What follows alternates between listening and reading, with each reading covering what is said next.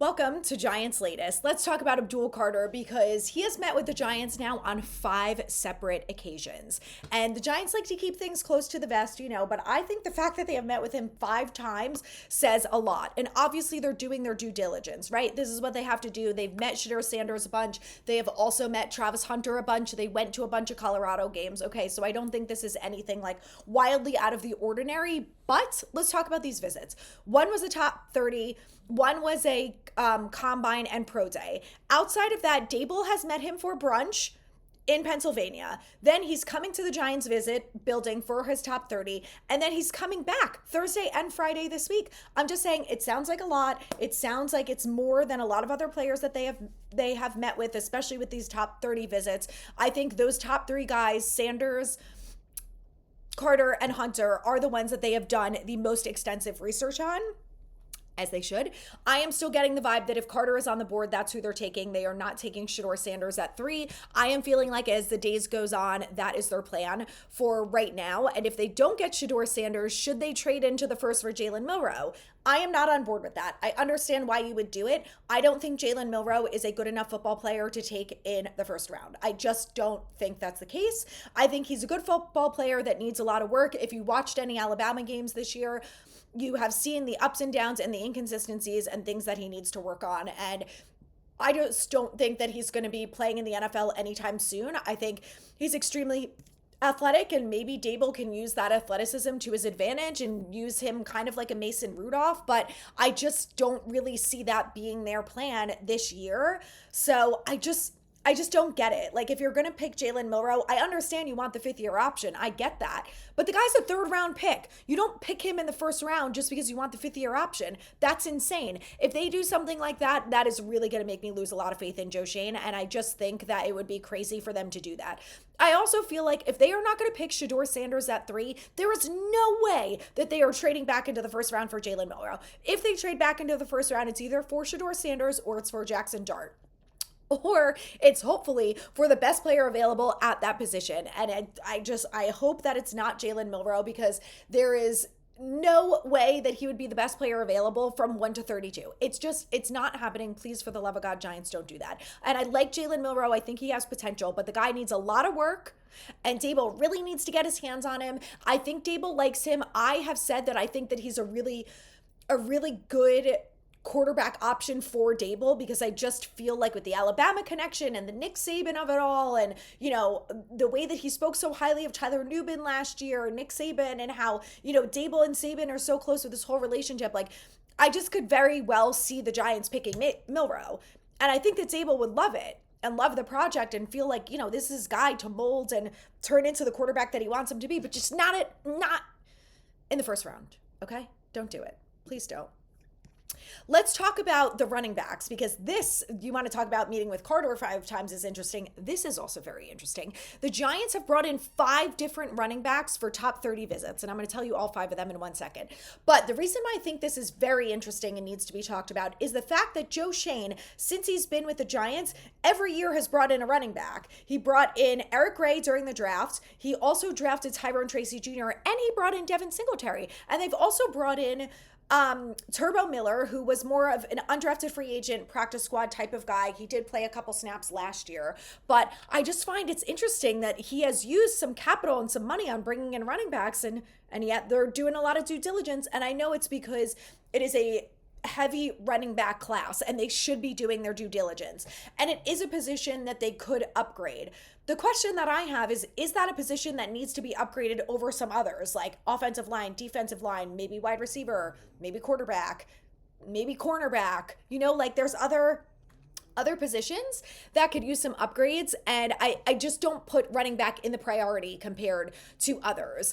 I do see them drafting a running back at some point, like I said, especially because Joe Schoen has drafted his running back since he's been here, and I think, we all agree that Eric Gray is not the guy. And Tyrone Tracy had a great year, but he also had some fumbling issues, so that is something that he's going to have to work on this year, and maybe they just feel like they want some more competition there. They want some backup. I don't know.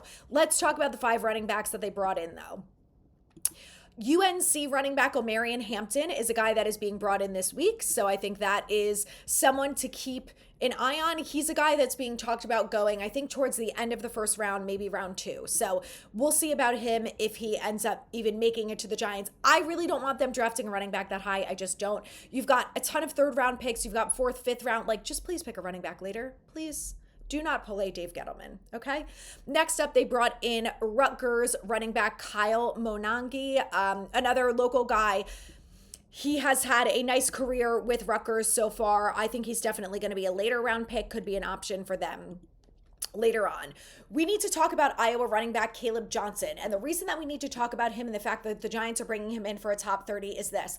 The Giants have multiple coaches who are from Iowa. One of them being the new running backs coach came from Iowa. And get this, when he was at Iowa last year, Caleb Johnson had his most productive, best season in college football as a running back.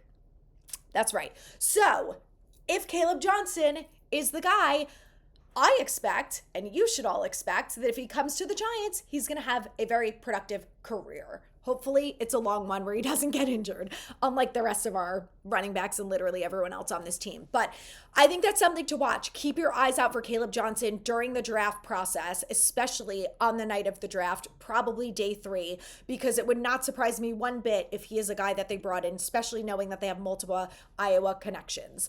Next up, let's talk about Ohio State Quinshon Judkins. Now, Ohio State had 2 amazing running backs. If anyone watched Ohio State this past year, they had obviously a really great season, but on top of that, they had a 2-headed monster, which the Giants have not had for years since the Bradshaw days, and I think we all feel like we would love to have a 2-headed monster at running back.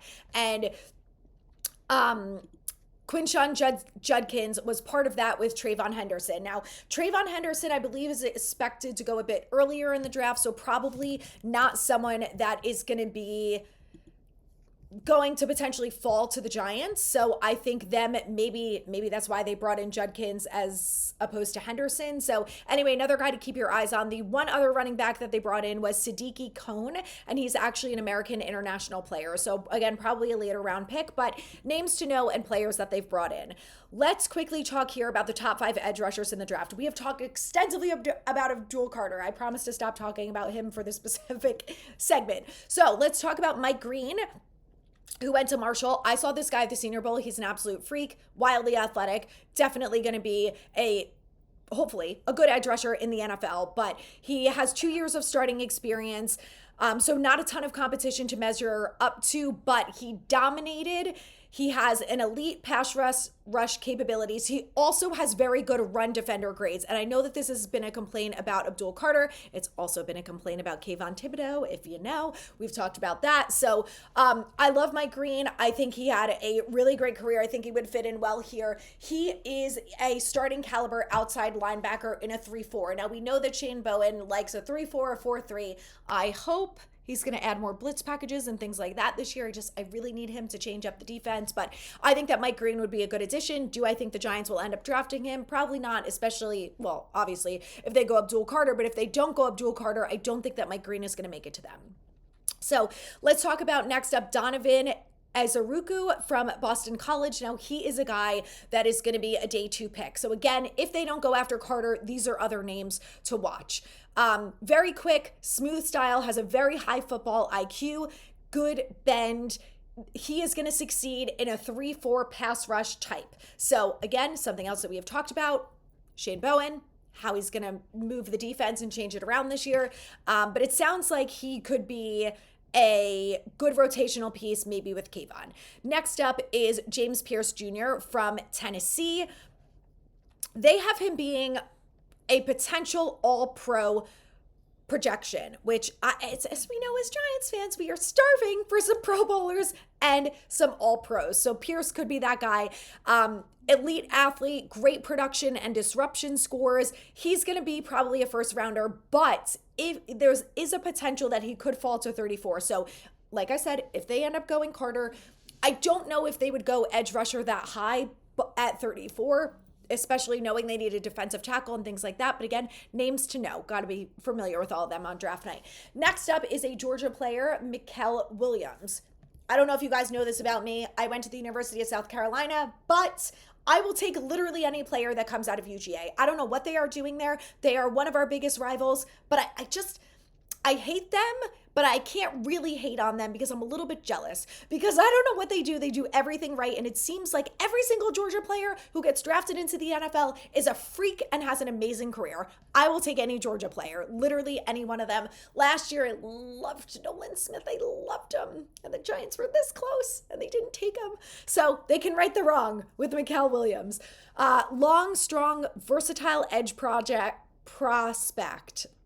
Has a good pass rush profile, very consistent when it comes to a win percentage. It's a little bit lower than ideal for someone who they think is going to go in the top 20 or the first round. But I think if he falls to the second round and the Giants think about going after him at 34, he's going to be a good value at that position. Last up here is Shamar Stewart from Texas A&M. This is another guy that I saw at the Senior Bowl that I was wildly impressed with. And one of the things that I liked about him was in a lot of the drills, he had pretty good hands and was able to catch most of the balls that came his way, unlike Kayvon. I promise I'm not always just going to hate on Kayvon, but sometimes it's just a little too easy, you know? So Stewart is a scheme versatile, high potential athlete. The one thing that he's not great at, like Kayvon, is winning the one-on-one reps. But it's because of his technique and something that I think can be improved upon with good coaching. It needs more refinement, and that's something that ideally, if he gets drafted to the Giants, they would improve. Now, like I said, if they go Abdul Carter, or even if they don't go Abdul Carter, I'm not so sure that they're going to draft an edge rusher at 34 or even at any point in the draft. Maybe they would go for someone later. Maybe it just wouldn't be a focus for them. I really don't know. But I think if they don't go Abdul Carter, these are some names to watch because it is a position that they obviously have invested some good picks and money into, but hasn't really got the production out of that. So, wouldn't hate an upgrade there, which is why I love Abdul Carter so much. Make sure you guys hit that subscribe video, and thanks for watching.